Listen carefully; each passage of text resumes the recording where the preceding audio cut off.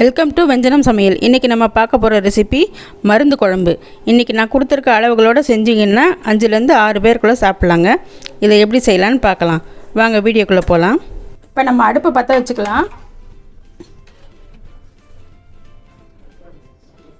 இதுக்கு ஒரு சில பொருட்களை நம்ம வறுக்கணும். இதுக்கு 1 ஸ்பூன் கடுகு, 1 ஸ்பூன் மிளகு, 1 ஸ்பூன் சீரகம்,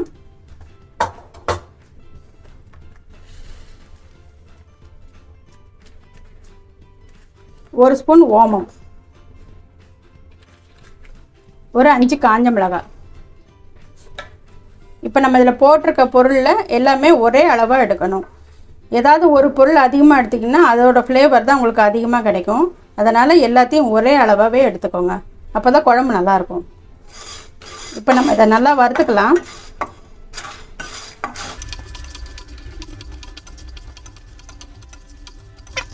இப்போ நல்லா வறுபட்டுருச்சு. இதை வேறு ஒரு பாத்திரத்துக்கு மாற்றிக்கலாம்.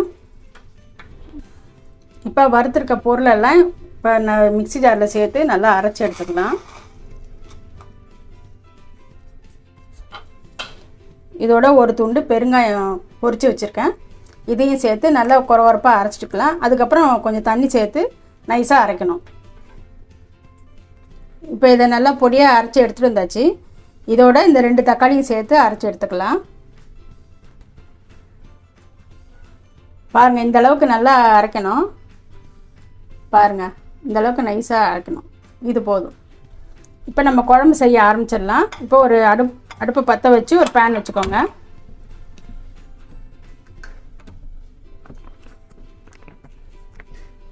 இதில் ஒரு 100 கிராம் நல்லெண்ணெய் சேர்த்துக்கோங்க. நல்லெண்ணெயில் தாங்க இது செய்யணும்.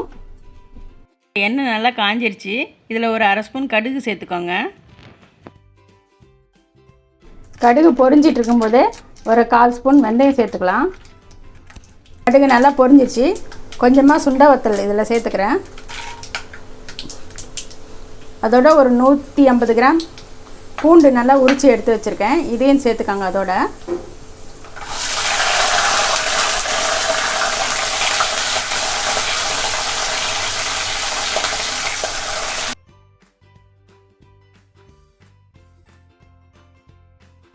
ப்ரௌன் ஆயிடுச்சு பாருங்கள். இப்போ இதில் சின்ன வெங்காயம் ஒரு 200 கிராம் எடுத்து உரித்து எடுத்து வச்சுருக்கேன். இதையும் அதோடு சேர்த்துக்கலாம்.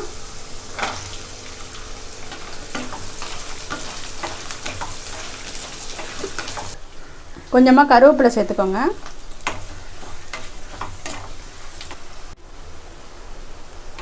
இப்போ வெங்காயம் ஓரளவுக்கு நல்லா வதங்கிடுச்சுங்க.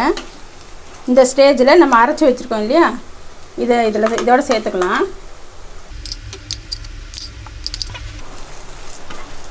இதையும் நல்லா பச்சை வாசனை போகிற அளவுக்கு நல்லா வதக்கிக்குங்க. ஏற்கனவே வறுத்துருக்கோம், இருந்தாலும் இதில் கொஞ்சம் வதக்கும் போது இன்னும் டேஸ்ட் அதிகமாக இருக்குங்க.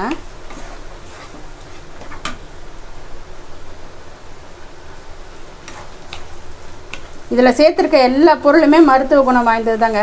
சின்ன வெங்காயம், பூண்டு, சுண்டை வத்தல், மிளகு, சீரகம், ஓமம், இது எல்லாமே மருத்துவ குணம் உள்ளது தான்.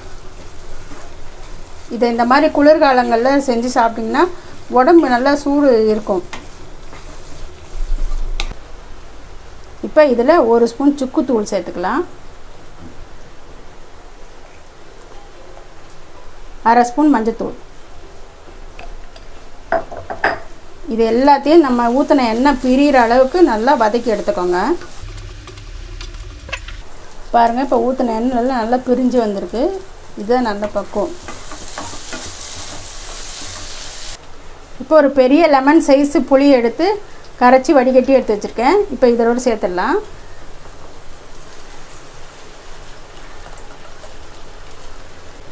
மசாலா அரைச்சி வச்சுருந்தோம் பார்த்தீங்களா, அந்த தண்ணி இதோட சேர்த்துக்கலாம்.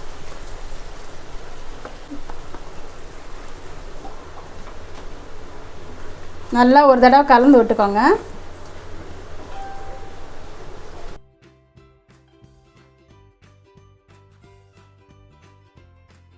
இப்போ இதில் இன்னும் கொஞ்சம் தண்ணி சேர்த்துக்கலாம்.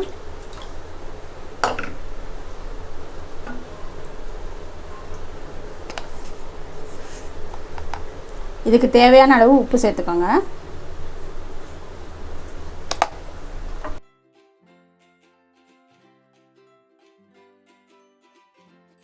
இப்போ இதை மூடி வச்சு ஒரு 15 நிமிஷம் நல்லா கொதிக்கட்டும்.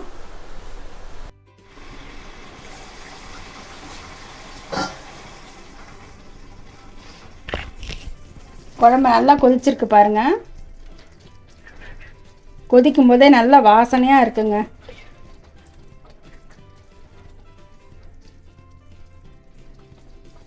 இன்னும் ஒரு 5 நிமிஷம் கொதிக்கட்டும், அதுக்கப்புறம் நம்ம பார்க்கலாம். இப்போ எண்ணெயெல்லாம் நல்லா பிரிஞ்சு வந்திருக்கு பாருங்கள். இதுதான் பக்குவம். இந்த பக்குவத்தில் நம்ம இறக்கிடலாம். குளிர்காலத்தில் இந்த மாதிரி நல்லா செஞ்சு சாப்பிடலாங்க. உடம்பு வந்து ஹீட்டாக வச்சுக்கும். அதே மாதிரி குழந்தை பெற்றவங்களுக்கும் இந்த மாதிரி மருந்து குழம்பு செஞ்சு கொடுப்பாங்க. இதே மாதிரி நீங்களும் செஞ்சு பார்த்துட்டு கமெண்டில் சொல்லுங்கள்.